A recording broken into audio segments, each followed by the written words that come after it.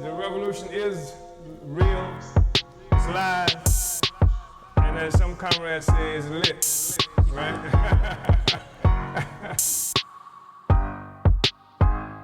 Lit.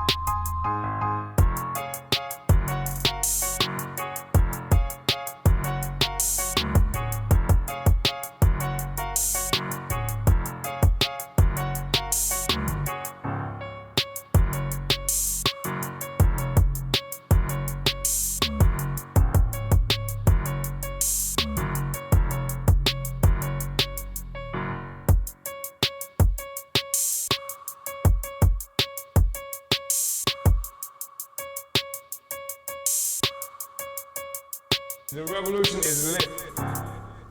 Uhuru comrades, and welcome to today's Omali Taught Me Sunday Study featuring Chairman Omali Yeshitela. My name is Akilia Naid, Director of Agitation and Propaganda for the African People's Socialist Party, as well as your MC for this morning, and I just wanted to be self-critical for all of our loyal viewers every single Sunday tuning in to Omali Taught Me Sunday Study for our late start. We wanted to make sure that we had the best possible broadcast for you this morning, so it took some time to get that prepared, but just wanted to be self-critical and thank you all for tuning in. Today's study is highly important, and we encourage you right now to share this stream, invite your friends and family to it so that as many of our people can be involved in this discussion. This week, the chairman starts on page 26 of Vanguard Up, Unity of Theory and Practice, the political report to the first 7th Congress Plenary of the African People's Socialist Party. You can find the link to download the political report in the Facebook and YouTube descriptions. This political report is the follow-up to our 7th Congress, which served to lay out the way forward for our party and movement over the next 5 years. In this study, the chairman will talk about the dynamic work of the Office of the Deputy Chair, led by Omali Yeshitela, where all of our party's economic work is centered and carried out. Chairman expounds on how the Deputy Chair has truly embodied the call to unite theory and practice. With the studying of the political reports to the constant creativity and adherence to protocols and manuals that gives her the ability to plan and carry it out. This study also dives into the regional strategy, the critical party-building strategy developed by Chairman Omali Yeshitela to create political and economic hubs and grow the party wherever it is we are located. This strategy mandates that the membership of our party truly vanguard up, because this regional strategy requires that our forces be engaged in real, tangible, day-to-day work to grow the party, our presence, and institutions where we are. With the regional strategy, there is no room for hiding. Through this process, our results will be quantitative and qualitative. This document serves as a blueprint for making a revolution. It's up to the revolutionaries, the advanced detachment, to vanguard up and assume the responsibility of carrying it out. We are honored to have with us the leader and founder of this movement, the brilliant theoretician behind African internationalism, the strategist of this political report, to take us through this study and deepen our understanding of it, Chairman Omali Yeshitela. Uhuru.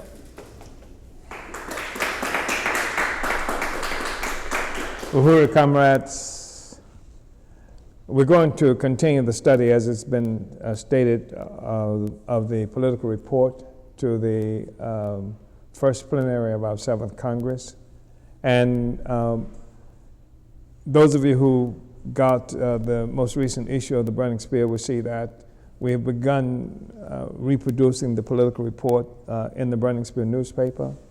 We've begun this process in the studies of talking about the political report. This is going to be something we'll be doing for a while. It's extremely important for us to have everybody who's in the party, in the Uhuru movement, to really understand this political report and work with the political report. It is critical that all of our work be informed by a real fidelity to the political report that first came from our Congress, and that was represented in the plenary that we've just done. On yesterday, we held a meeting, a party-wide meeting of forces in the African People's Socialist Party, attended by Africans here in the United States, where I'm located currently, Africans on the continent of Africa, and specifically and importantly, Africans in occupied Azania, commonly referred to by its colonial name of South Africa, Africans in Europe, and indirectly in Congo. So we had this meeting on yesterday, and we had to reflect on the political report itself and what we're doing as a party. This was the first party-wide meeting we've had since the plenary that was held in February, of the first part of February. So it was an important meeting that we had. And we discussed how this political report is being carried out in various places in the world. Right now, for example, we're building for a European-wide conference that's going to be held in Paris and perhaps in London as well. We also in the process of doing that, summing up this incredible uprising that has been occurring in Paris, where masses of African working class people were fighting against the neo-colonial representation, cultural representation from Congo, who will also be touring inside the United States. This is a really popular hip-hop cultural force. And thousands of Africans who had previously determined that no cultural worker from Congo should come to Europe to perform if they were not engaged in cultural work, song, the rest of that, denouncing the neo-colonial regime there in Congo that's responsible for the rapes and murder and the pillage that continues up to this date, that's been going on for some time now. So for 10 years, they've been able to enforce that ban for cultural workers. And just the other day, some cultural worker, well-known, famous cultural worker, artist, African artist, dared to defy the ban. He felt himself significant enough and influential enough that he could come and perform in Paris. And the combatants, as the young militants refer to themselves, especially from Congo, had another view of this. And so the police attempted to block their coming to the venue where the performance was to occur, to protest. And consequently, what has happened is much of that area of Paris is on fire, and the masses have determined that shouldn't happen. We were impressed in our meeting yesterday when we talked about that. We've been impressed since we have come to understand this, particularly in the area of culture, because in the United States, cultural hustlers and opportunists abound. They make millions and millions of dollars for selling out the people.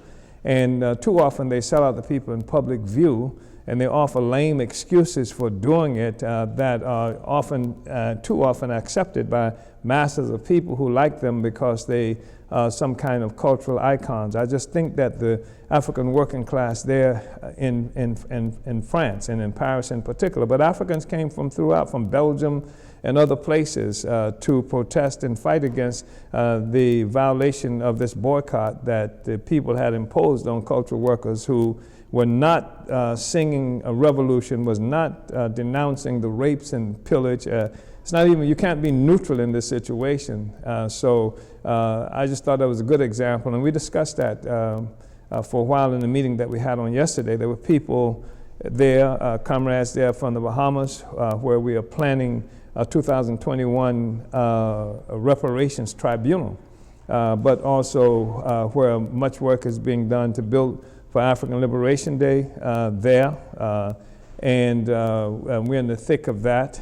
We had discussions, especially from South Africa. And all of this is reflecting on how the various forces in the various regions of the party carrying out, implementing the political report from the first plenary of the 7th Congress. And comrades are extremely busy in South Africa, so-called South Africa, occupied Azania, where even as we are building, rapidly building the Uhuru movement, especially in the form of the International People's Democratic Uhuru movement, we are also working on the plan of action for the economic development project that will contribute to the overall comprehensive anti-colonial international economy that we are building throughout the country, with much of it being obvious in the United States, where we have Black Power Blueprint, and even from where we are now broadcasting at Aquaba Hall at the Uhuru House in St. Petersburg, Florida. So the meeting that we had on yesterday, the regional reports and various other reports from the Agitprop, the department that's responsible for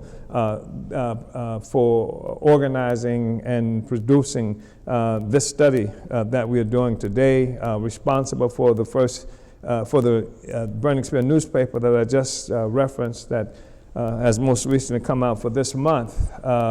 Reports from the office of the deputy chair, how we're building and developing Uhuru Wabenke, which is Freedom Bank. It's an incipient bank that starts as a microloan program inside the Uhuru movement itself. There are various other kinds of projects that were reflections of how the genius of you, people who are in our party, in our movement, carrying out the political report. We're engaged in an incredibly important struggle right now in San Diego, where the San Diego State University has declared that I'm an anti-Semite, and therefore the invitation to me to participate in a panel discussion, or a conference rather, at San Diego State by African students on reparations, a reparations conference. It was rejected. The university rejected my participation, along with the participation of Eva Muhammad, who is a spokesperson for the Nation of Islam, declaring that she and I are anti-Semitic. And the conference that they were talking about doing had nothing to do with Jews at all. It had to do with black people and reparations. And but somebody who doesn't want us to have this discussion would have us, if they could make it happen, talk about something else, talk about Jews. And that wasn't the objective. There was no mention in the conference of Jews. It was about reparations for African people. And somehow this gets thrown into the mix, and which is what slanderers do, in order to keep us from dealing with the issues which are critical to our revolution, which are critical to developing, uniting Africa, which are critical to even attaining reparations. Then they would throw slander in and say, talk about this. And this is what slanderers do when they cannot debate a political ideological position. If somebody wanted to talk about Jews, then they should have said it. If they want to talk about Israel, which is always an indicator from their perspective of some anti-Semitic position, they should have said it. And we could have talked about that, and that could have been the debate. But they didn't do that. In fact, they don't want this discussion to happen, and I'm not, none of us is confused about that. So we talk about the political report now, which is extremely important. And all of the things that we talked about in this political report, all the things that we talked about in the party-wide meeting that we had on yesterday, made significant because they are the material, actual a manifestation of what it is that we believe in, what it is that we stand for. This is the legacy of the African People's Socialist Party that we're talking about. It's not some made-up legacy. It didn't start yesterday. It didn't start a year ago. It's something that's almost 50 years old of continuous struggle, of even as our enemies have tried to kill the revolution, assassinate our leaders, and drag the revolution and its reputation through the muck of imperialism. And it's what is typical. The enemies of our struggle will accuse us of being like them. They will take who they are and their characteristics and then project it onto the revolution. They're the rapists. They call us the rapists. They're the thieves. They call us the thieves. They don't work, and they call us lazy. They are the ones who will define us. They will give us an image that is their own. So they project themselves onto our reality, and sometimes that confuses a lot of people, which is one of the reasons that these political studies are so important. Political education is so important for us and for the masses. And then finally, I just want to say that a thing that makes our ongoing struggle, our ongoing fidelity to studying this political report is because this is a call to Vanguard up. And as it was stated by Comrade Director of Agitation and Propaganda, Achille Anayi, it means that every member of the party and the Uhuru movement is responsible for the party and the Uhuru movement. It's not like somebody upstairs. It's not like some great leaders up here are responsible. It means that problems get solved where they're located, problems get identified where they're located, and it's the responsibility of every individual in the party to protect and fight for the party, but it's also responsible for the leaders throughout our structures to act like leaders, take on these struggles, solve the problems, anticipate problems, and then come up with ways which we can advance the mandates in the political report that we've been reading now, and we'll continue to read, and this is why we continue to do it over and over and over again. So I hope that this process is not found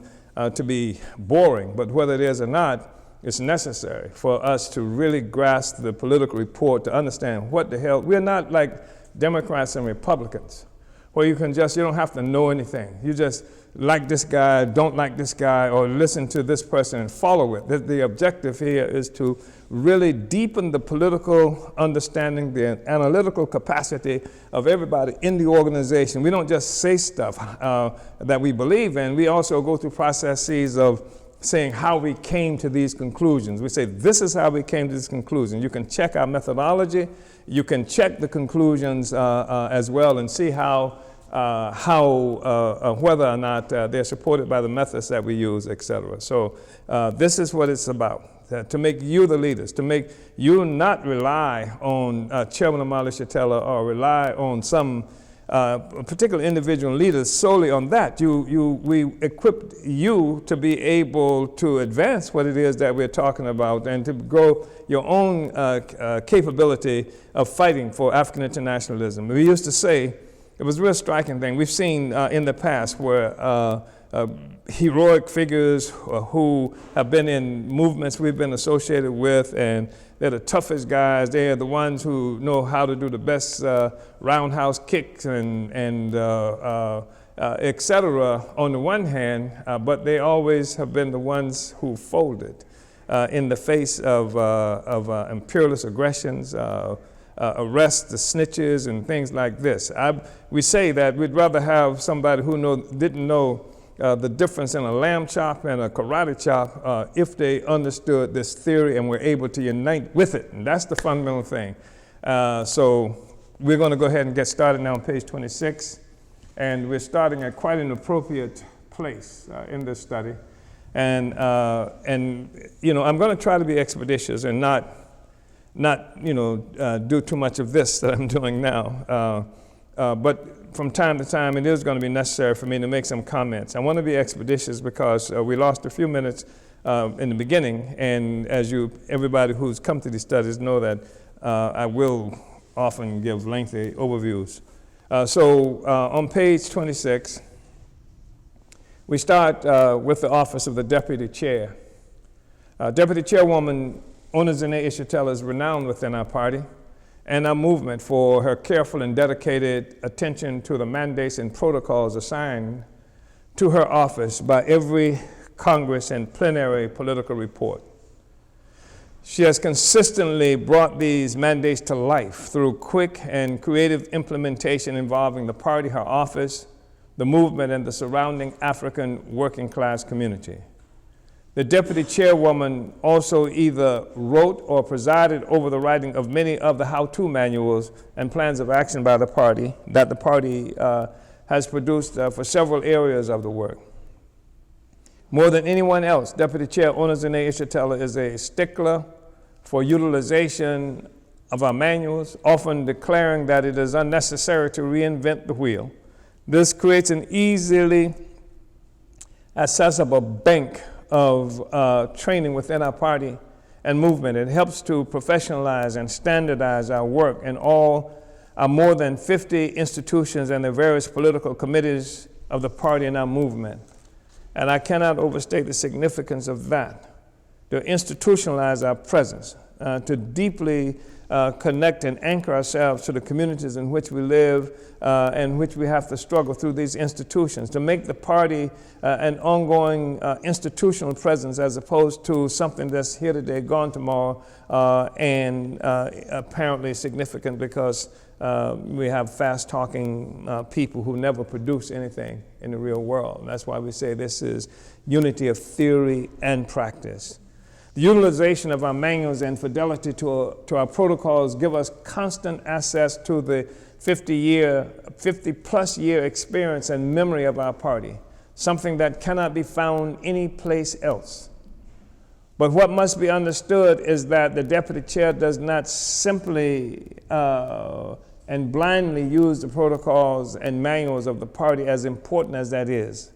On any given day, a visit to the Deputy Chair's office will find her poring over the political report of our most recent Congress, just as she will with the political report to this plenary.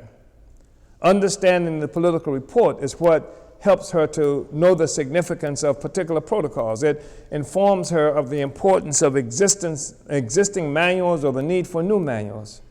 It is unity with the political report and the internalization of key understandings, such as the political and economic are one, that inspire the creativity and ingenuity that is the hallmark of her work. In fact, it was she who popularized and promoted the term the political and economic are one, stemming from our statement and recognition that politics is simply concentrated economics. If politics is concentrated economics, then it's clear the political and the economic are one. And this is how she has put this forth, and it's been something that's been popularized and easily understood by everybody in our party, in the Uhuru movement. The political report prodded the Deputy Chair to advance the work for African self-reliance. And while there were some directives of what should be done, there was nothing that told her to build the Black Power, Buy Black Power program that she has initiated. Likewise, the African National, and the Buy Black Power term is something that was forwarded by Comrade Aisha Fields, who heads up the All African People's Development and Empowerment Project. She put this forward, and then it was the Deputy Chair who took it and then connected it to an actual program that is being advanced in our economic work everywhere. Likewise, the African National Independence Business Association, ANIBA, was her brainchild. It was inspired by the political report that spelled out our Congress 5-year program and general mission for this period. Somebody wants us to talk about something else. This is what we're going to talk about, and that's critical. It must be understood by all of you in the party and the movement and supporters of the party. This is critical stuff that you can't find anyplace else, and where we lay it out, you know what we're doing, we say what we're doing, etc., and you don't have to believe what we say because you see manifestation of this happening in various places, and in the party and the movement, you're helping to build it. We are constructing this as we have this discussion. She also trained and worked closely with every department and organization of the party, empowering each entity to build economic self-reliance institutions of their own. This has transformed all of our work and made it clear on every front that our party has gone far beyond mere protest and is distinguished by self-reliance and self-government. There is no front of the work of the party that does not now bear the handprint of the office of the deputy chair. Her heavily lined, well-read, frequently referenced political report is what guides her work. The Party Congress, that is the source of so many of our protocols, mandates, and resolutions based on thorough African internationalist political summations relevant to this period.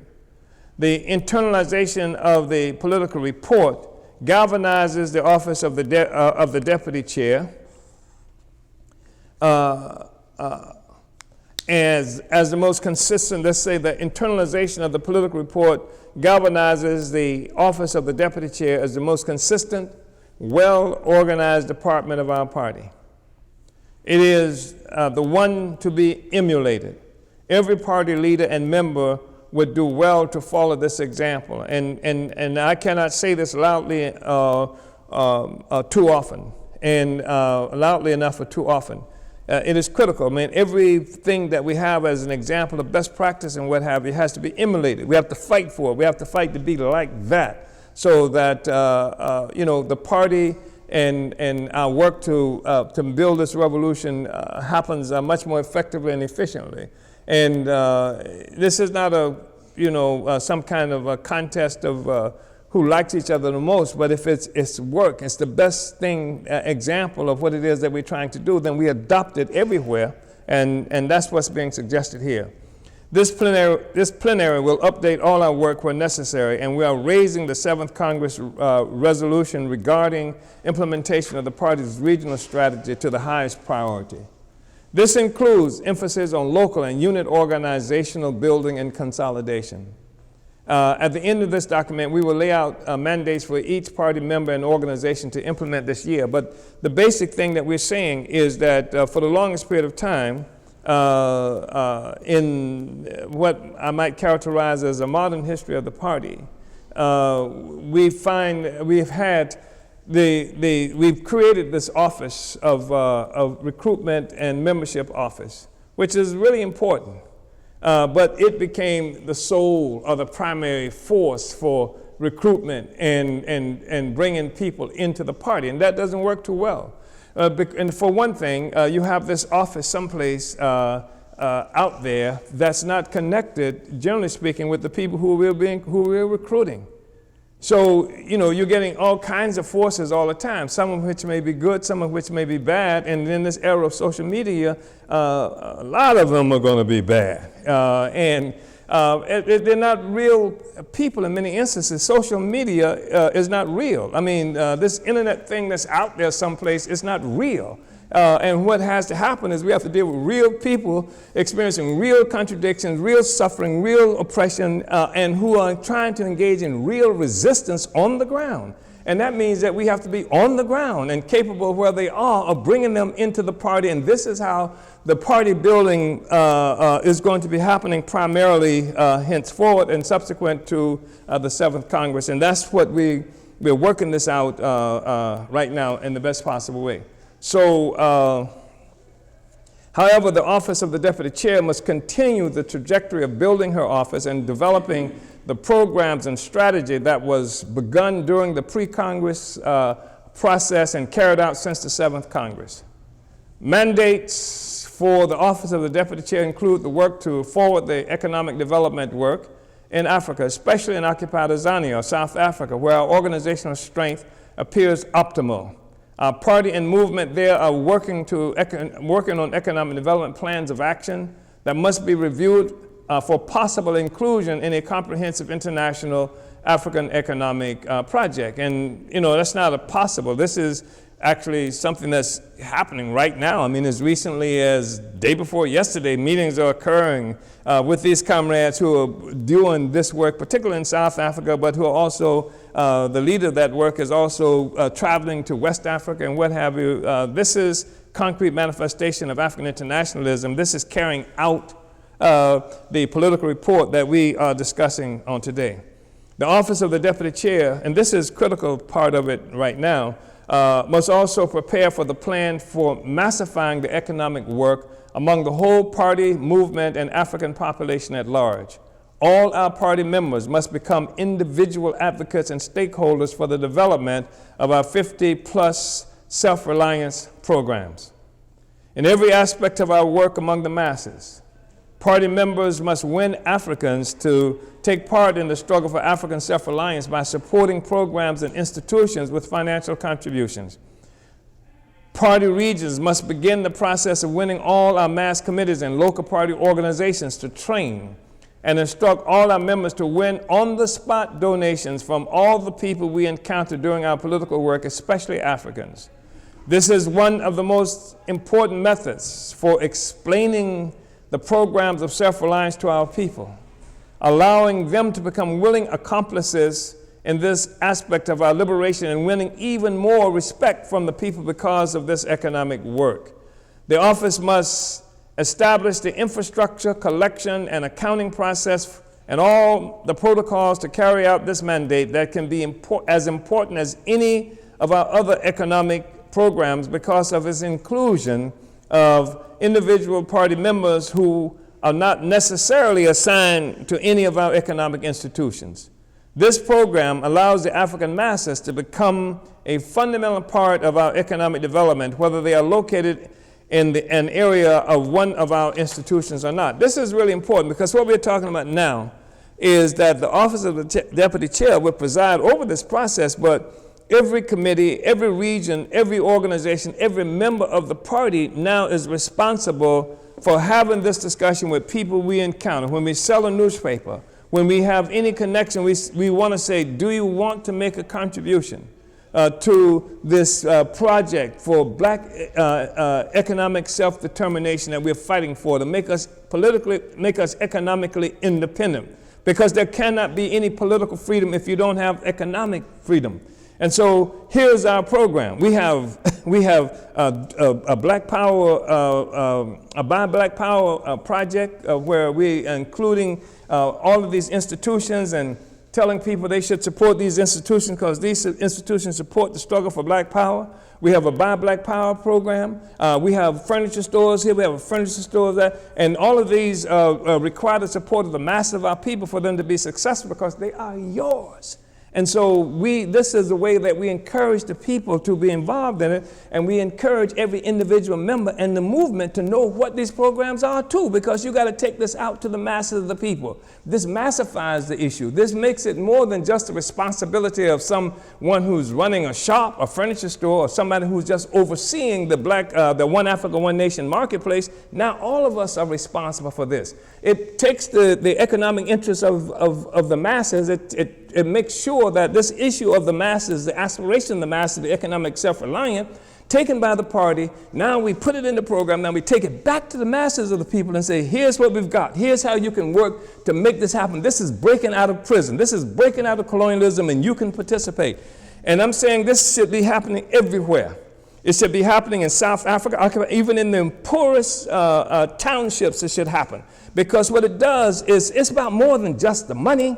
It's about people want to struggle. People want to get out of here. Even in the poorest countries and poorest communities in Africa, you see people crowding into these churches, and they're giving all this money to these hustlers who call themselves preachers and what have you. Because this is supposed to be a way out. That's why they go to the church and give the money, because somehow you die, you escape. You get out of it. On earth, though, we offer an opportunity to the people on earth. Yes, we want your pennies, we want the whatever. Miss a meal if necessary. Make a contribution now so that your children and grandchildren will be able to have meals without this kind of contradiction. That way it belongs to the people. And this is critical because it has to belong to the people, because there is no security for any of the economic institutions that we're talking about unless the masses of the people see and recognize them as their own, and the people will.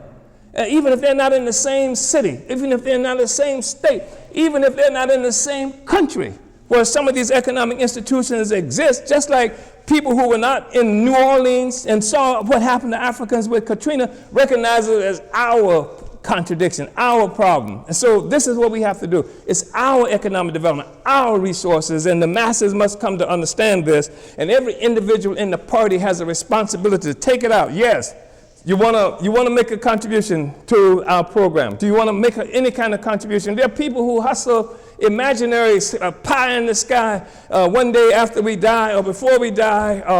You're going to have us this or that kind of stuff, and Africans give them all kinds of resources for nothing. Here we have projects, and we have a picture of it. It's not just an imaginary thing. Here's a picture of it. There's a video if you got enough time of it. Here's our program. It's concrete. It's real in the world because people, the masses, want to contribute to it. That's why they give it to the hustlers. And the hustlers know this. And they're lying, thieving hustlers who take advantage of the aspiration of our people to have freedom, to have our own institutions and stuff like that, and they take their money. So give the people an opportunity to exercise their interest and their will to have it what it is looking for. So I just think it's really important that this be understood.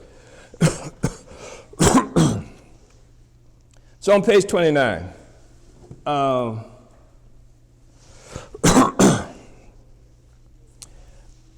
advanced detachment and regional strategy.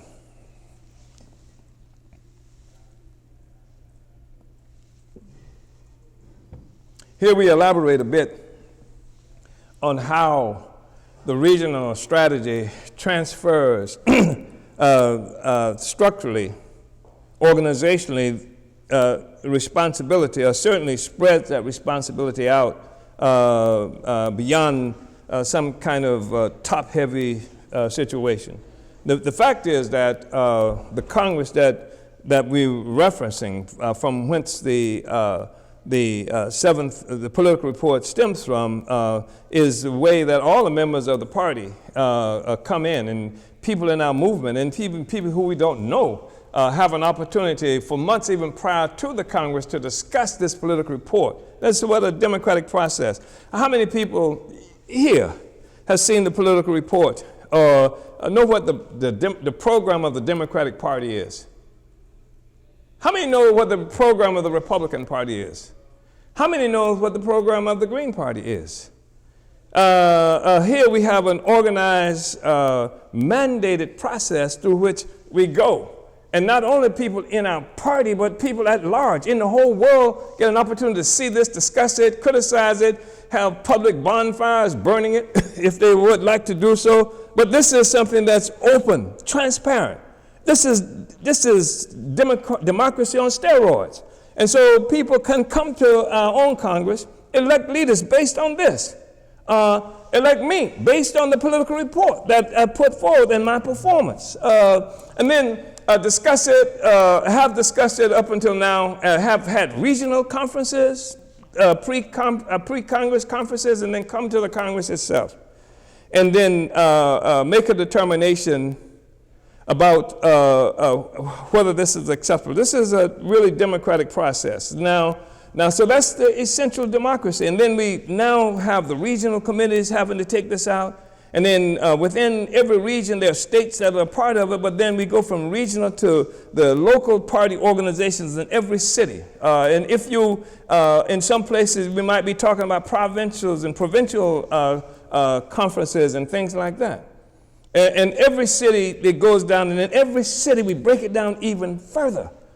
So that you might have in blocks and cell blocks and prison wings and universities and housing projects and stuff like that. This leadership of this structure being brought down to masses of the people who are allowed to participate, and this is the strength and power of the African People's Socialist Party. And so the region is the headquarters outside of the actual Central Committee. The regional committees, this is the headquarters for overseeing what's happening in particular geographical space. Because there's no such thing as a revolution that is not about actually occupying territory. You can't have a non-territorial revolution. What kind of revolution are you fighting for? Cyberspace. Cyberspace revolution, right? But so we're talking about actual territory. And that we have to occupy, that we have to control, and that we also have to develop. We seize it, we control it, we develop it. So we see this in some of the most oppressed and depressed communities in the world, where African workers and poor people are living. You see this blossoming, this ideological and political blossoming, springing from that. And that recognizes the interest in which is consolidated, is concentrated, the interests of the broad masses of our people. What an extraordinary opportunity we have. This is what we give everybody an opportunity to participate in growing this and making this happen. And the region becomes a really powerful component to that. And the region, what we have is a structure. So that the regional committee is comprised of representatives from the various areas inside that region. And it has a structure, and it plans how we're going to, in the Midwest, how we're going to build in Chicago, how we're going to build in Missouri, how we're going to build in Kansas, how we're going to build in Indiana, and various other places like that. That discussion happens there. It doesn't only happen there because the regional leadership is also a member of what? The Central Committee of the African People's Socialist Party. So it is in these meetings we have these discussions, and then the implementation goes down to the regional committees, and from within the regional committee we strategize on how we're going to build local party organizations everywhere within that region. This is where we are now. This is where we're going to see recruitment blossom, meaningful recruitment, not some of what we have experienced in the recent period, where solely cyberspace. I don't know if cyberspace is the same. Well, it's not the same as outer space, but sometimes you feel like you're dealing with extraterrestrials when you're located solely, like in cyberspace. And this is not to insult, people who do cyberspace, but it is to say that you can't build a revolution based solely on that, or even primarily on that, or even mostly on that. So,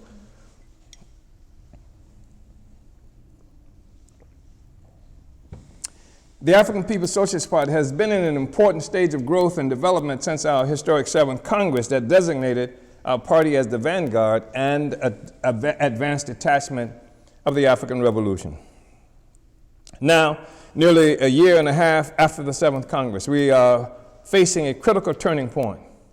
For our party to continue to move forward, we must put the regional strategy on the ground with the greatest urgency everywhere we are located. To fail to do so threatens to stagnate the party, prevent it from moving to the next plateau in our revolutionary progress. Such a failure would be a tremendous setback. This is why we must vanguard up and put solid organization on the ground in every region.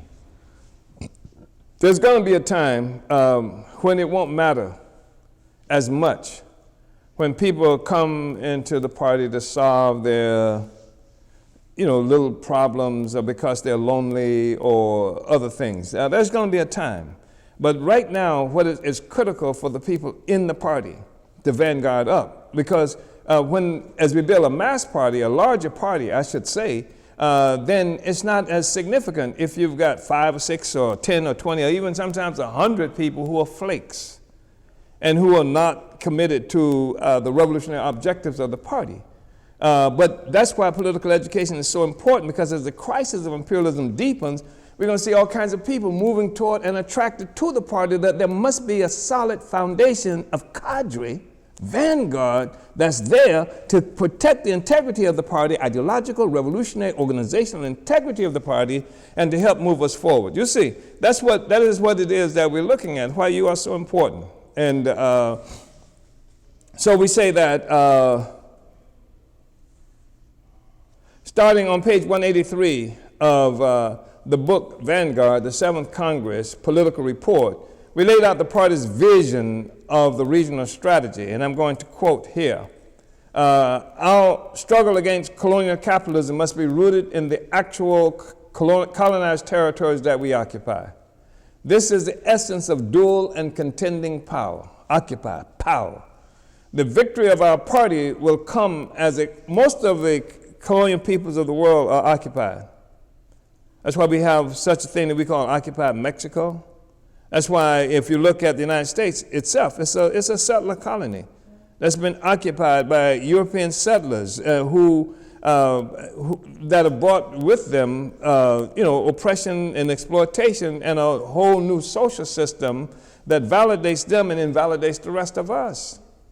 Occupied Azania in South Africa, occupied Palestine, that they call Israel and what have you. Occupied New Zealand, occupied Australia. I mean, that's what, you can see everywhere in the world. So the liberation of the people cannot come simply by separating, because there's a whole, movement, and that we welcome to see this whole new discussion that's, it's not a new discussion, it's an old discussion that's being revitalized around separation, because it suggests that it's absolutely necessary for us not to seek our fortune within the colonized construct. But what must be understood is what has to happen is the defeat of occupation. It's not like you can just set up a parallel like they're trying to now. This has been one of the sellout points in occupied Palestine. They talk about a two-state solution. Well, a two-state solution does not negate the illegitimate entity called Israel. That's the basis of the oppression of the people in occupied Palestine. And so we're not looking for two-state solutions. We're not looking for some solution, assuming that there can be some solution for African people side by side with the existing social system. So what we're saying is that when we talk about this whole process of decolonization, when we talk about this whole process of dual power, we don't say dual power alone, we say dual and contending power. It is a power that contends with the existing colonial power. It has to negate the colonial power for its own vitality, for its own coming into essence. And the Africa question is more critical than any question on the planet Earth, because the liberation of Africa through an African internationalist process will liberate the entire planet Earth, because all of the capitalism and everything that it represents rests on this foundation of African colonization that's sometimes called slavery.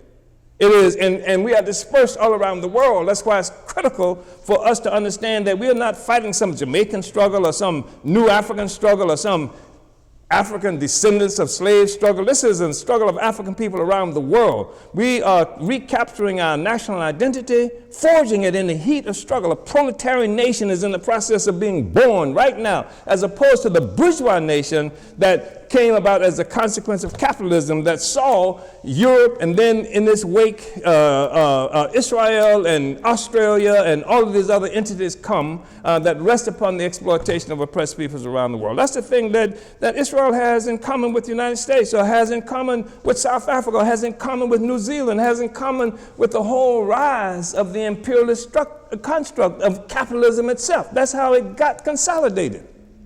So a part of deconstructing that is negating that. The liberation struggle of the people of Palestine is not going to be something that's resolved through a two-state solution, a two-thief solution, a two-kidnap solution, a two-terrorist solution, nor is the liberation of African people anywhere going to happen separately from part and parcel of the process of negating the whole capitalist imperialist construct. And that's why Africa is central to all of it, because you're talking about the African continent plus African nation wherever we are dispersed around the world. That's why consolidation of African national identity is so important. That's why it's more important than just a discussion. It's important that something that's made manifest by what it is that we do. That's why this political report to this first plenary of the 7th Congress was themed the unity of theory and practice, the connection, theory and practice, because theory without practice is meaningless, absolutely worthless, and practice without theory is blind. So there's no telling where you're going. It's like being on a highway traveling at 150 miles per hour on a treacherous highway with no lights at midnight. It doesn't work well. So anyway, so we say that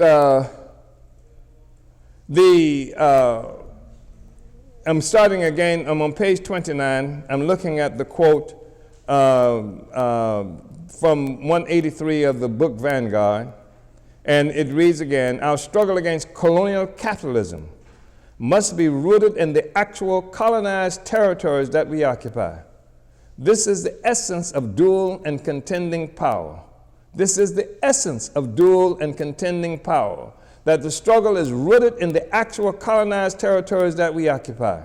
The victory of our party will come as a consequence of our success in transforming every colonized African community into a conscious, active opponent of colonialism."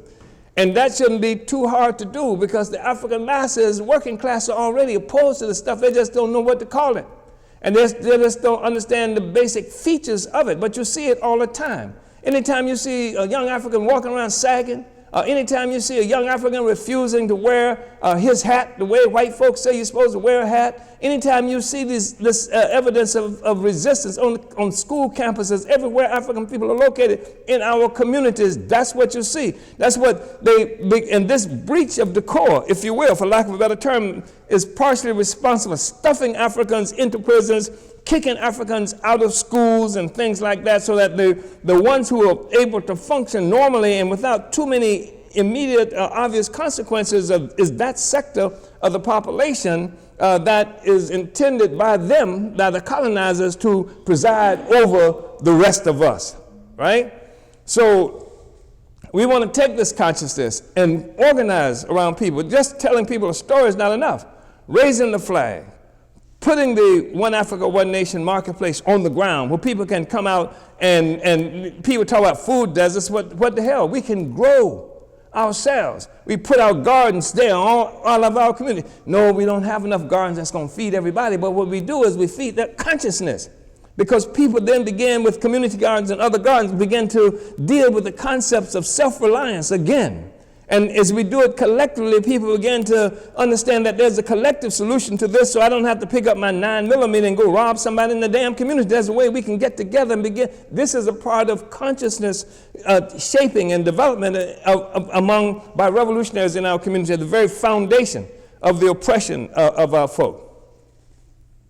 So we will take organizational and ideological development to the heart of the African working class communities, where the colonial contradictions are concentrated. The reality of our theory of dual power will be made more obvious in this regional strategy that we will implement coming out of our 7th Congress.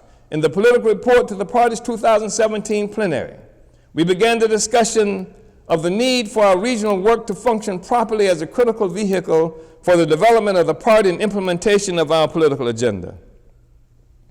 The regional structures must create the organizational hubs from which party growth and organization radiates. The regional structures create the organizational hubs from which the party growth and organization radiates. It radiates out from the hubs. The various regional committees provide the infrastructure for building and leading the party all over the world. Regional leadership assumes the responsibility for spreading the party ideologically, making African internationalism the guiding worldview for the African masses within the region. The regional leadership puts the party on the ground in the various neo-colonial state territories and spreads the party and our organizations throughout every village, city, and province. Henceforth, Each region must be recognized as a political economic hub of the party. Our regional political work must be forwarded as a manifestation of the economic trajectory of our party towards self-determination. Our regional political work must be forwarded as a manifestation of the economic trajectory of our party towards self-determination. In other words, our political work is the anti-colonial representation of the struggle against economic dependency, which is the essential component of colonialism. These regional political economic hubs must inform our recruitment and membership drives and party assignments. Our basic recruitment targets remain the same as laid out in the political report to the past two Congresses: African women, labor, students, and prisoners. We must now be conscious of a real need to recruit and assign forces within the region to facilitate the economic development, political promotion, and protection of the institutions of our party and movement. Mao Zedong once said that the guerrilla must be as the fish in the sea.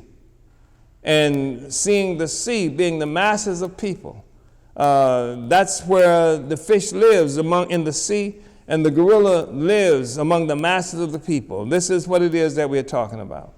The economic component of the regional hubs of the party, operating under the leadership of the Deputy Chair, Omali Yeshitela, whose office is responsible for all our economic work, would have the responsibility for building the party's regional economic presence. Each of the party's regions, and you know, I was informed about, you know, just the meeting that the deputy chair is having with the comrades in South Africa in terms of developing, you know, like the regional program that they have been working on for some time now. So we say again, the economic component of the regional hubs of the party, operating under the leadership of the Deputy Chair, Omali Yeshitela, whose office is responsible for all our economic work, would have the responsibility for building the party's regional economic presence. And so these meetings I'm just referencing, the ones I know that she's involved in with the comrades in Occupied Azania or South Africa, that's part of what that's about. The meetings that I know the Office of the Deputy Chair has had, and trainings and other things with every region in the party everywhere, that's what it's about. That's what that office is about. That's what's been occurring. So we say that, and that's the responsibility of building the party's regional economic presence. The political presence is being built by those forces who are responsible for building that region. You're also responsible for the political presence, but the infusion of the economic strategy, the economic trajectory there is coming out of the office of the deputy chair.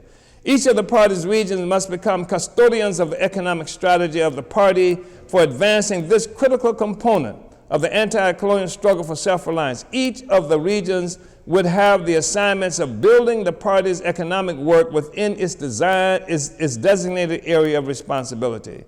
In addition to the political work implicit in their presence, all our Uhuru houses must become economic outlets for all the products from our related enterprises.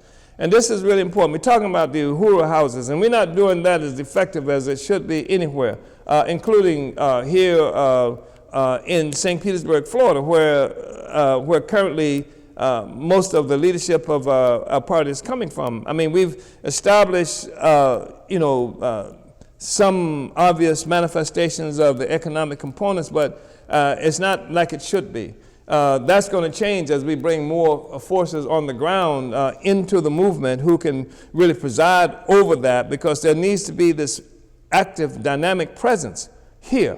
That's the thing that's going to even grow our economic strength everywhere. This is an advantage that the party has that even corporations, capitalist corporations on the ground floor doesn't have. We've got people all over the world. We've got institutions all over the world.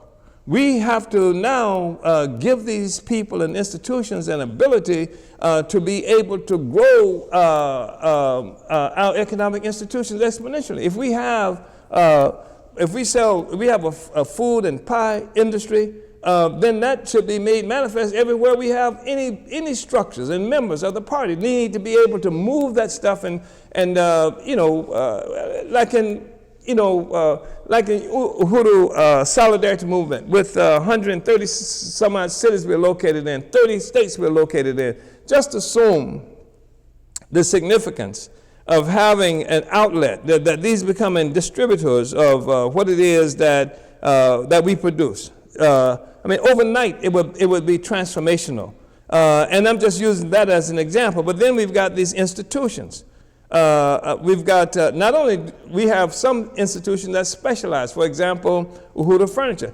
Obviously, that's about furniture and collectibles. But in Uhuru Furniture, we also have, what's it called, Enzo, where there's another industry growing out of that, where you can get specialized African design furnitures and things like that. But also in the same city where we have Uhuru Furniture, we also have Uhuru Pies and foods. And so we can move Uhuru Pies and foods out of Uhuru Furniture. Not only in Philly, but in Oakland, California, in St. Petersburg, Florida, and various other places where we're located, we can begin to exponentially grow our economic presence. I mean, this is really important, building what we have, but that requires the regional leadership to actually build a capacity.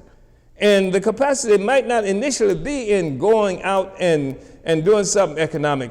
Initially, it might be building the organizational presence that would give you the ability to transform these places and into the economic hub that they need to be. Anyway, this is stuff I know that you're working out in your discussions in your regions and within the party on a regular basis and with the office of the deputy chair. But this is just, some comments that I wanted to make on that. So we say, comrades, this is a magnificent vision, a roadmap for transformation. I'm quoting now, again, talking about the quote from that I've just read. Comrades, this is a magnificent vision, a roadmap for transformation that will build our party by leaps and bounds. It is up to us to make this vision a reality everywhere we are located. Centering the party's strategic growth and development within the regions and demanding real regional leaders and committees was a significant clarification of the party's organizational strategy.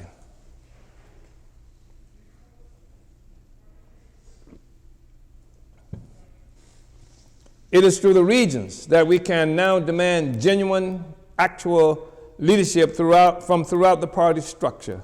The regional representatives are responsible for organizing and leading regional committees that have organizational responsibilities throughout the territories comprising the region. This is no longer the responsibility of the party leadership in general. It is the primary responsibility of the regional representatives and committees. That means all the problems are your problems. All the solutions are the solutions that you have to come up with. And then you have to come up with innovative, creative methods and strategies for moving forward from your particular location. The significance of this is also to be found in the fact that we have already, we will probably reference it, but not in detail, created put Comrade Chimarenga Silambayo in charge of the office of what do we call it, of organizational director of organization, and which oversees and presides over this entire process. So it's not even just left up to individual regional leaders who may be disconnected in some ways trying to carry out something, and some doing it well and some doing it not well, some using best practices and some not using best practices. But now we have a process through which the entire regional work can be overseen and best practices can be fought for by this leadership. And we have recruited other forces, especially one exemplary regional leader is Comrade Malika Alexander from the Midwest region. And she is also functioning as assistant director of organization. And that's how seriously we take this, and that's also about the unity of theory and practice. So anyway.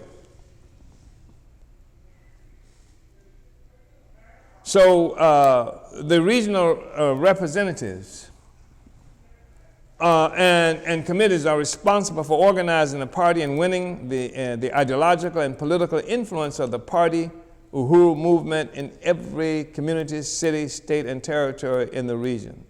Through the creation of local party organizations and Uhuru movement groups that, among other things, will establish local neighborhood offices of our movement. And I wish it were I wish it was possible for me to really show that significance, because one of the things that has distinguished the party from early on is that we created offices in these communities everywhere. Everywhere we were located, in every community there was an office.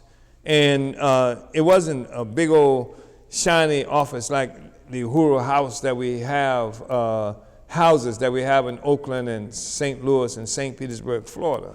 I mean, the office is a local office, a place where we can set up, at the time, once it was typewriters or computers, or have a phone there, have a desk there, have people who have office hours there, who are working there, where the people have a problem. They come to that office where we can organize political education, those offices. When people want the burning spear, if they don't find us selling it on the streets, they can come to that office. Where people want to organize issues around community control of school, child care collectors, or any other thing like that, they send it right there in the communities, in the offices in the community, local office in the community, one that people can just walk right into off of the streets. That's what we've usually done. That's what we have to do everywhere. We have to do that everywhere we're located. We have to do that in Everton West, in occupied Azania. We have to do that in Houston. We have to do that every place we're located. And as expensive as it is, we have to do that in London.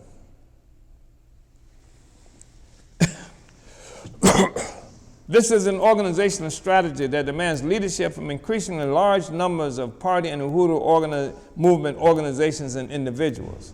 This is the means by which we measure the value of members and cadre by what they attempt and accomplish in carrying out the mission inherent in the regional strategy. Party leadership loses all abstraction and becomes quantifiable. You see here we say we measure the value of members and cadre by what they attempt and accomplish. They don't have to be successful in every instance, but do something. Take leadership, assume responsibility, attempt to make it happen. Which is not to say that it's always, what you attempt is always going to be appreciated, because it's not. Because sometimes you're going to mess up miserably. But that's what part of being leaders is. You go out and do it.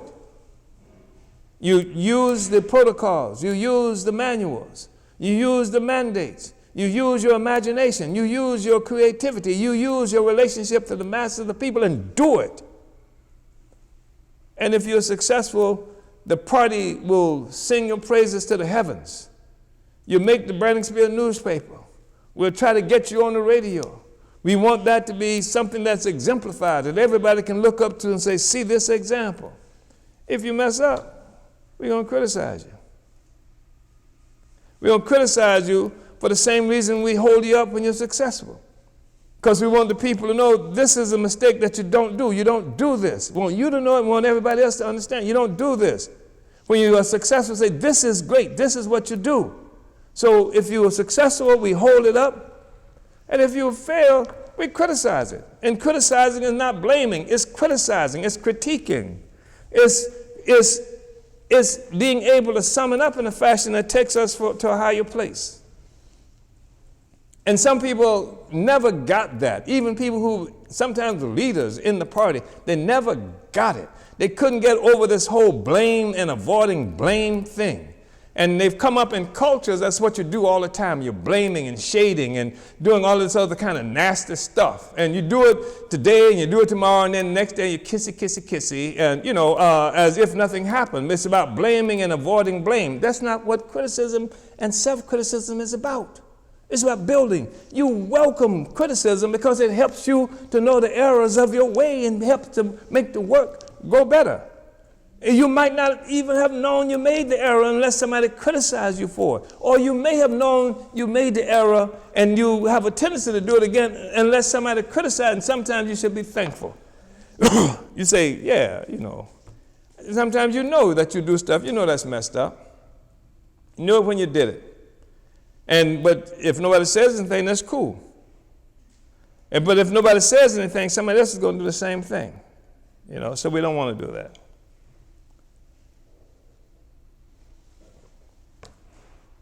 So,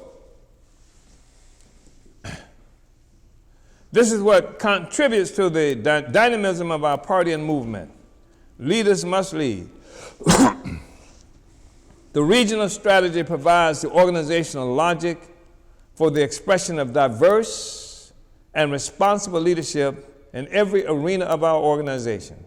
This is the method through which we will recruit more and more members and transform them into cadre and leaders. The regional strategy is key to recruitment of new forces directly into the party, or as components of our pool of reserve forces that can be brought into the party or other party organizations as required. This puts a fundamental responsibility for recruitment directly in the hands of local party and movement organizations and organizers. This will be unnerving for some party and movement leaders and members. In the past, we have recruited too many people who were later deemed unready or not party material, and we do not want to choke the party with such forces. However, we have to remove the unnecessary bureaucratic barriers that prevent entry into the party to people who do not meet the purely subjective criteria beyond what is called for by our Constitution. We cannot require potential recruits to be African internationalists before we have brought them into our midst and taught them through theory and practice how to become African internationalists.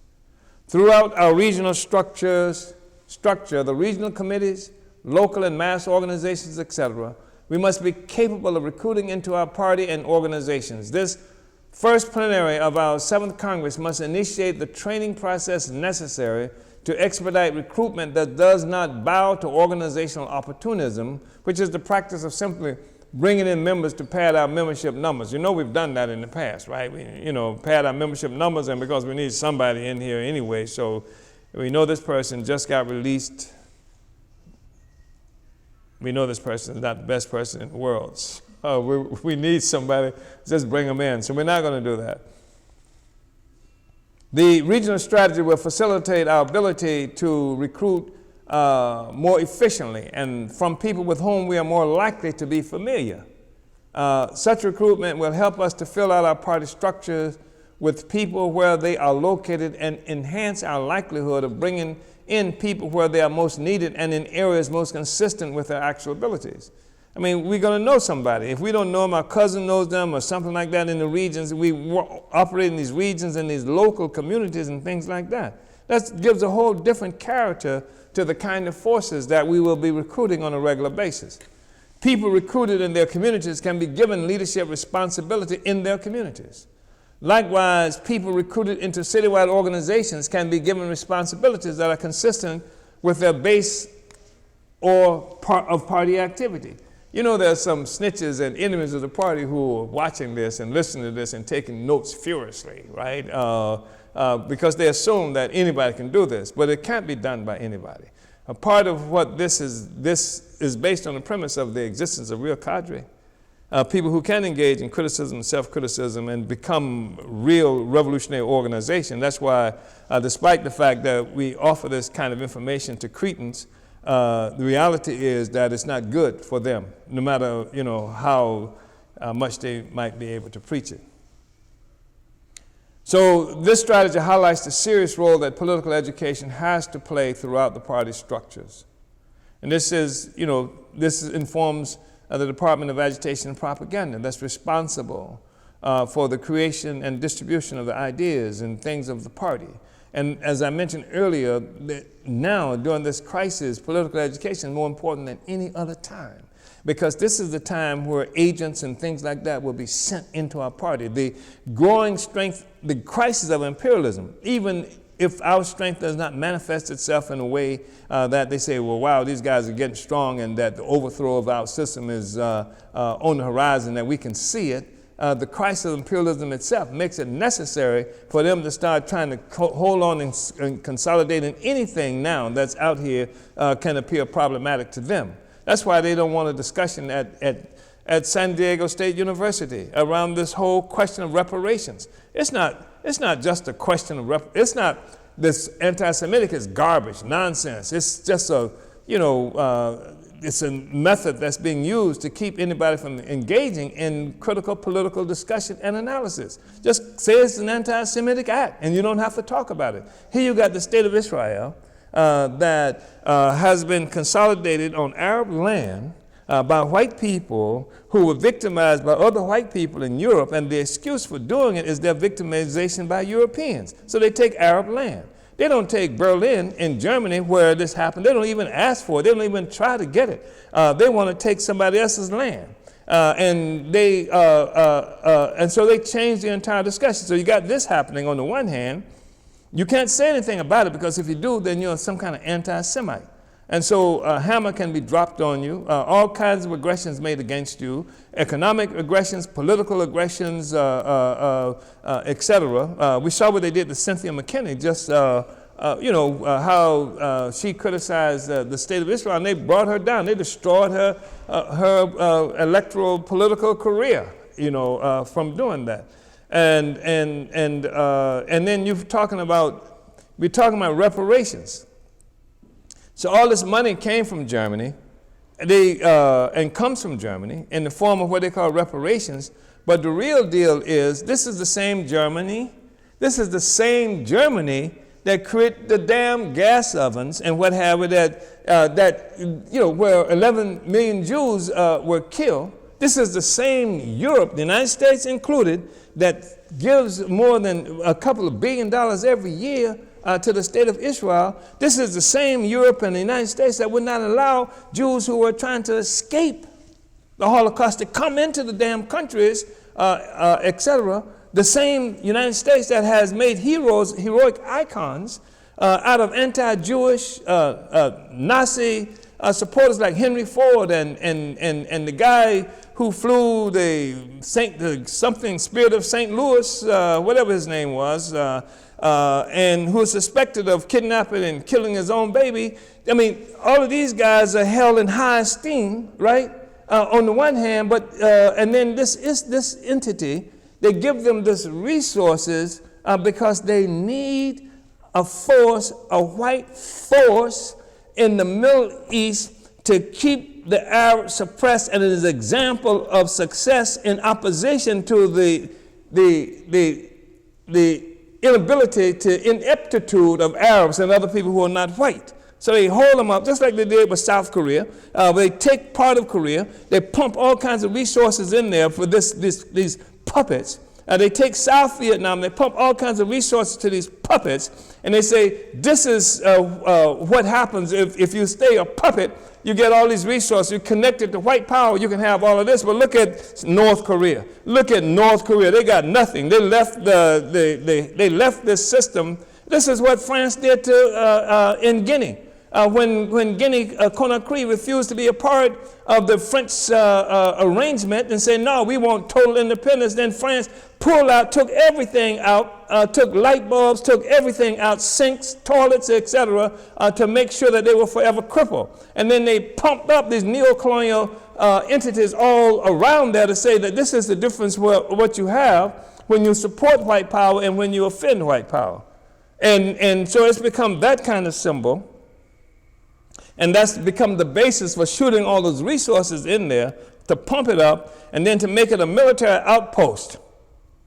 It's a military outpost, not only for controlling Arabs, but others in that whole in the Persian Gulf and parts of Africa. It has been that force that's done that.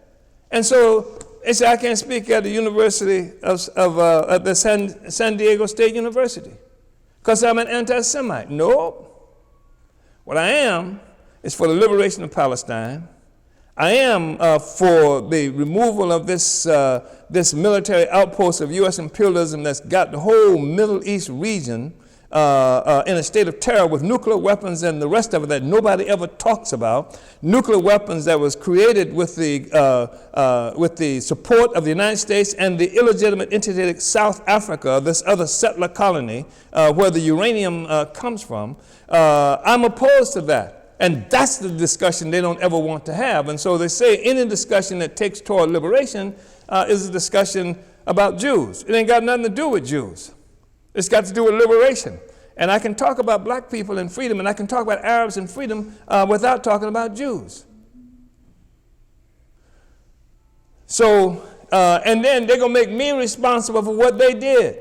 They're going to make the Arabs responsible. They're going to make the Palestinians responsible. They're going to make Farrakhan responsible. None of us had anything to do with that. None of them. This is crazy. And that's why you have to do this study, so that you don't be subject to insanity. Well, it's not insanity. I wish it were insanity, but it is a worldview that's imposed on us all the time at gunpoint.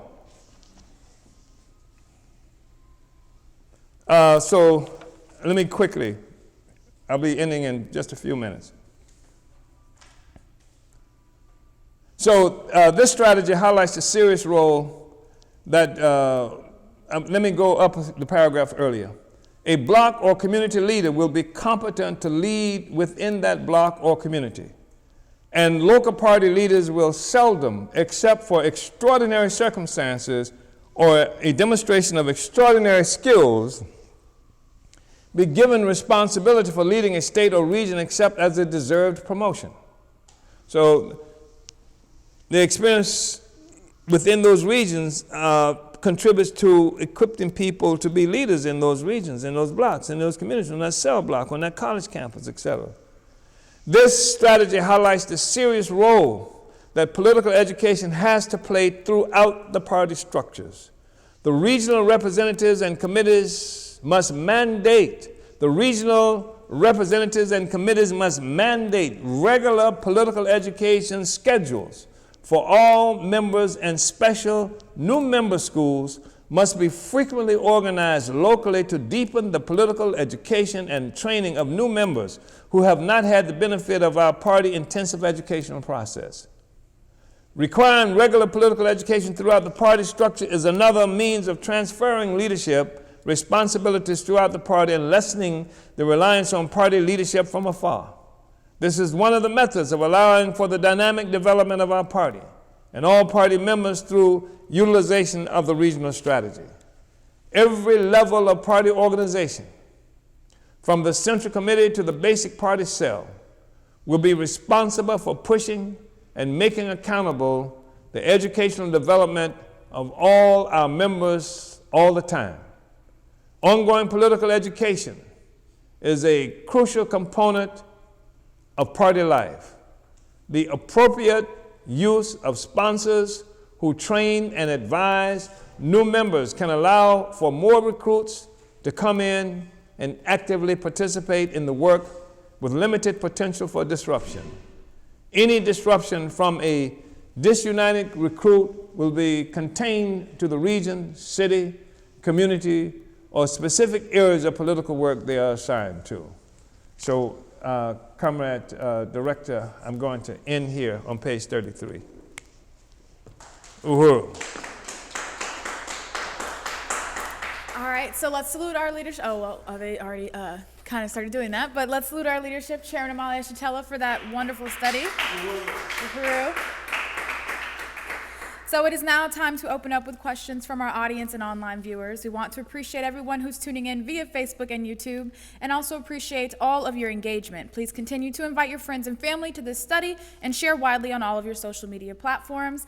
And as always, we like to acknowledge where people are watching from: Philadelphia, Pennsylvania, Chicago, Illinois, St. Louis, Missouri, Louisville, Kentucky, Kuwait, Huntsville, Alabama, San Diego, California, Minneapolis, Minnesota, Toronto, Canada, North Carolina, Fort Wayne, Indiana, Hempstead, New York, Curacao in the Caribbean, Ghana, Atlanta, Georgia, Fort Myers, Florida, Gainesville, Florida, Houston, Texas, San Marcos, Texas, Boston, Massachusetts, Lagos, Nigeria, Tampa, Florida, Clearwater, Florida, and Pittsburgh, Pennsylvania. So uhuru to all of our viewers from everywhere it is that you are watching. And we did have some comments come from people. We have Anissa Beach, who says, greetings, Chairman Omali from Oregon, United Nations Salem chapter.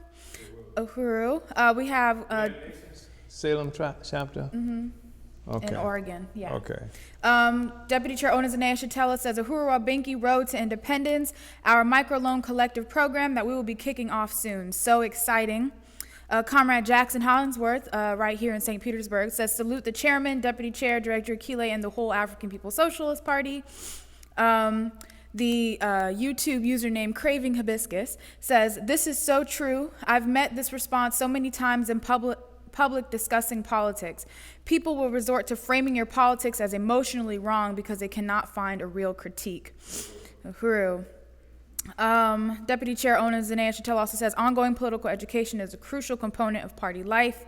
And Nasir Al-Amin in Kuwait asks, Uhuru, how does the chairman respond to the position of some Africans in America that Africans selling Africans into enslavement undermines the argument for reparations? Well, that's an insidious argument that's been made by people who don't want to assume their responsibility. I mean, we know you can find in any community, any place in the world, forces that have betrayed the interests of the greater population. And the only reason that discussion is thrown out today is because the reparations demand is becoming so ubiquitous, it's becoming universal. And the crisis of imperialism is so deep and profound, and it's becoming more obvious every day that it is stolen African labor and other resources that's fundamental to that. And finally, you can know the significance of this concept of Africans selling other Africans by following the money. And you can see how well-developed Africa is as a consequence of selling black people as compared to Europe or America as a consequence of selling black people. So it's a fallacious but handy argument. And it's, what do you call it? It's not even an argument that, that could hold water if it were applied across the board to anybody where a sector of the population has done something rotten. Then you can say, well, this person did something rotten, or these 10 people did something rotten. Therefore, your argument for being okay is off base. It's crazy. And they don't even use that logically against other people. Uhuru. Uhuru. Comrade Nyendu in Fort Myers, Florida says, the idea on us being anti-Semitic is crazy because Arabs are Semitic just as the Jews. We are pro-Palestine, pro-freedom. And he asked if you could expound on this. Yeah, that's true. I mean, first of all, to throw in this sort of biological thing about who is a Semite. I mean, well, it's occupation. It's a form of occupation too. It's like colonial or imperialist definitions. Somehow they're going to take control of the definition of what a Semite is and who are Semites. It's absolutely true. Arabs are also Semites. When they say anti-Semitic, they don't mean Arabs. If they were, then the state of Israel would have to be imploded, destroyed because of the attacks that's being made against Arabs consciously. And then, of course, the United States, this whole aggression and antagonism toward Arabs, where, it's even hard almost as hard for an Arab to get into the United States as it is for an African from someplace else. So it's not the question of whether they're Semites or not. It's economic exploitation. It's the foundation of a whole social system that sucks the blood and resources from Arabs, which makes it necessary for Arabs to be distinguished from Jews or the state of Israel because it's a convenience. And who has the power ends up being able, whose definition is the one that has consequences. In fact, that's what power is, to be able to define phenomena and make it act in a determined manner. And the Arabs cannot define what Jews do what others do as anti-Semitic. The Jewish population has dibs on that question. Seems to be a lot of interest around this particular part of the discussion in regards to just the whole slander campaign being made by this university. And someone just said on YouTube that there are a couple of Jewish groups working in solidarity with Palestine, and we kind of know some of the reason of why that would be. And we never hear about them in the mainstream media, just like we don't hear about APSP or Huru movement in mainstream. That's what the person commented. And I know we were having discussion a little earlier about some of those groups who, Jewish groups that stand in solidarity with Palestine based on, Well, there are various manifestations of that. And there are some that you would characterize as progressive. And there are some who are not progressive, but it's based on some religious thing. And this struggle ain't about religion. As quiet as it's kept, it's not a religious struggle. If it were a religious struggle, then so-called Jews from Ethiopia, when they come to Israel in this highly propagandized rescue mission that the Israeli state did to raise its image up in the world, then they wouldn't be segregated, violated by police on a regular basis, and even had situations where their blood in blood banks were kept separately from the white people who are Jews there. So it's not a religious question at all. But we've seen that some of the most predatory wars in the world have been fought under religious banners, where people raise religion as the basis for going out and steal other people's stuff or fighting against others. Uhuru. Comrade Malika says, Uhuru Chairman, the regional strategy, that's our Midwest regional representative, the regional strategy is brilliant. We expect exponential growth in the next 12 months. Indeed, the best sons and daughters of Africa are answering the call to Vanguard up. Armed with this strategy and the leadership of the Office of the National Director of Organization, we are ready. Uhuru. Comrade Jason, located in San Diego. Mwambi. Uhuru, Mwambi. I'm self-critical. We know white power attempts to isolate our struggles, Chairman, and you have said before that the struggle against SDSU and the Zionist attacks have the potential to really build the party. How does the SDSU attack on you, Chairman, and the struggle at the Mexican border for not only Mexican and indigenous people, but for Africans stuck in Tijuana, San Diego border connected? And how can the regional strategy be used to expose this and build revolution in the Western region? I think what is really important to understand that we're not engaged in a shouting match with San Diego State University. They say something bad about us and then we fix it. They want to make us fight to say, oh, we're not anti-Semitic, we're this and this and that. I'm not going for that. We're not doing that at all. The fact is, how can a university, first of all, that's sitting on stolen land. When I say stolen land, I'm talking about the indigenous peoples, and I would include in that the people who are called Mexicans there, against whom horrible acts of genocide were and continue to be conducted on a regular basis, where there are open discussions by presidential candidates and politicians throughout this country about borders that would keep the indigenous people from coming onto their own land, their own territories, to protect the stolen value, the stolen wealth. And this university sits there. It doesn't just sit any place in the United States. It sits right on the stolen border in San Diego, right on the border of Mexico. Mm-hmm. And you're talking about a situation where African people have been slaughtered, murdered. In the city of St. Petersburg, where we're located, there's a so-called Holocaust Museum. And the Holocaust Museum is there it represents the events that happened to Jewish people on the one hand, but on the other hand, on a regular basis, with the cooperations of African petty bourgeois forces in St. Petersburg, they do events, programs, forums on the struggles of black people. They define that for black people. There is no Holocaust Museum in St. Petersburg or any place in the United States or the world, as far as I know it, about what happened to African people, except you find some examples like in Birmingham. Is it Birmingham? Not Birmingham. Is it Birmingham or is it Montgomery? in Alabama, in Washington, D.C., that tells this horrible story. It's supposed to tell this horrible story what happened to black people.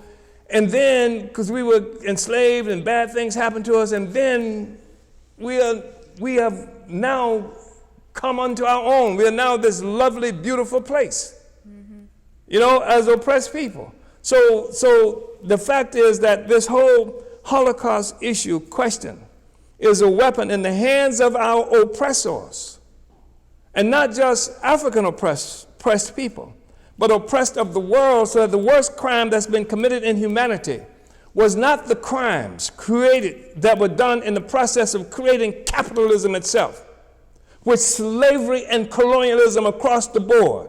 And we can talk about horrific crimes that resulted in 10 to 12 million African people being slaughtered in Congo just alone. And of course, the numbers of black people who died in what they call the Middle Passage, the process of kidnapping and subsequent death, all over the African continent die every day.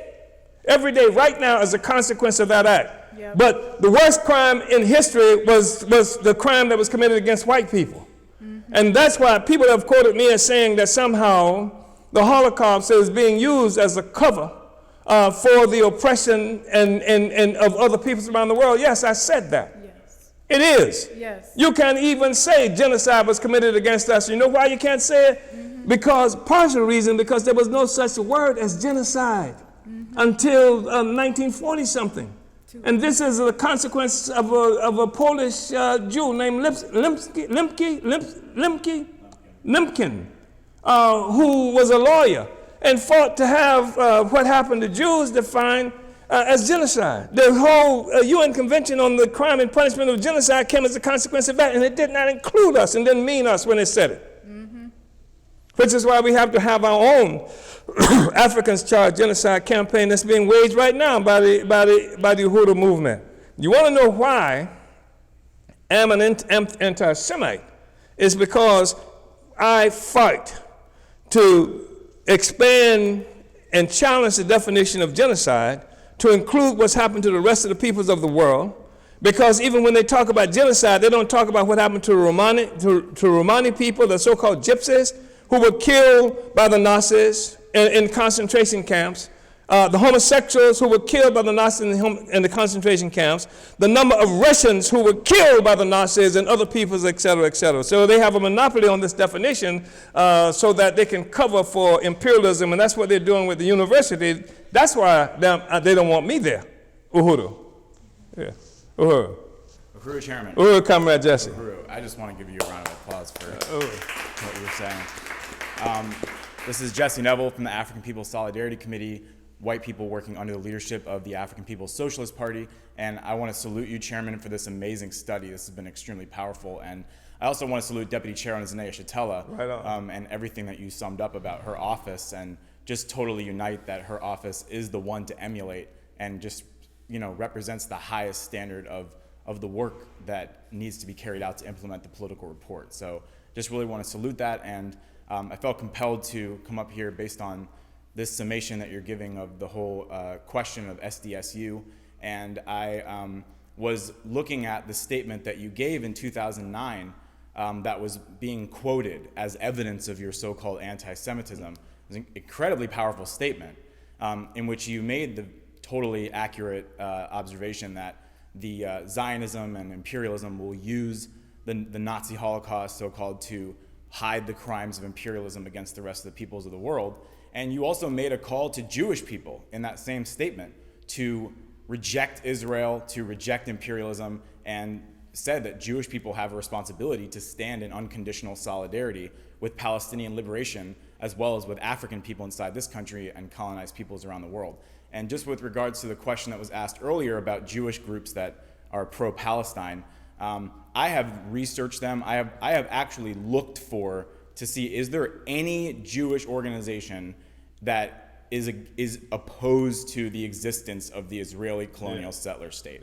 And there is not one. And that I'm not including Orthodox Jews that want to see a nonviolent dissolution of the Israeli state because the Messiah hasn't come yet. In that, I'm talking about actually saying the Israeli colonial settler state has to be destroyed and the Palestinian people have a right to destroy it and win their liberation. It doesn't exist. The organization for Jewish white people to join to stand in solidarity with the Palestinian people is the African People's Solidarity Committee and the Uhuru Solidarity Movement. That's the only one because that not only is that the way that we can be in solidarity with the Palestinians, the only way we can truly be in solidarity with the Palestinians is to be under the leadership of the African Revolution and in solidarity with the African Revolution inside this country and around the world that's fighting to overturn the system of imperialist white power, of which Israel is an example, and without which Israel wouldn't be able to exist. So I just wanted to say that, Chairman, and salute you and say long live the African Revolution and victory to Palestine. Uhuru. Uhuru, comrade. I appreciate that, yeah. That's absolutely correct. And you know, we don't have a one-sided approach to this question. We hate oppression and exploitation, period. We don't care where it's coming from. That's why we talk about Nelson Mandela and what was the clown's name here? Obama. You know, they're just on the wrong side of the damn question. That's just the way it is. That's why, and people need to understand that as well. Because there are some people who are quite willing to jump on the bandwagon denouncing what SDSU did and the Zionists and what have you on the one hand, but they are blinded for the same reason many Jews identify with the illegitimate state of Israel. They are blinded by the participation of somebody like Obama or, you know, Africans. What they've done in San Diego State, the third highest ranking person at the university is an African. The president of the university is a Mexican. None of them work under the leadership of African people, though. And they damn sure don't work under the leadership of the Mexican National Liberation Movement. At best, if there's any Mexican organization there or organization of African people at San Diego State University, they are conquered Mexicans and conquered Africans, as to say, Mexicans and Africans that have accepted conquest and accepted working under the leadership of the colonial master. And our party doesn't do that. And Unión de Barrio, the Mexican National Liberation Movement, with which we've had more than almost 40-year relationship, it doesn't do that either. Yeah, Uhuru. There was one more question, and I'm having a difficult time trying to understand it. So, but this is from Craving Hibiscus on YouTube. Where? From where? Where was Craving Hibiscus from? Craven? Craving Hibiscus. That's their username on YouTube. Ooh. Okay.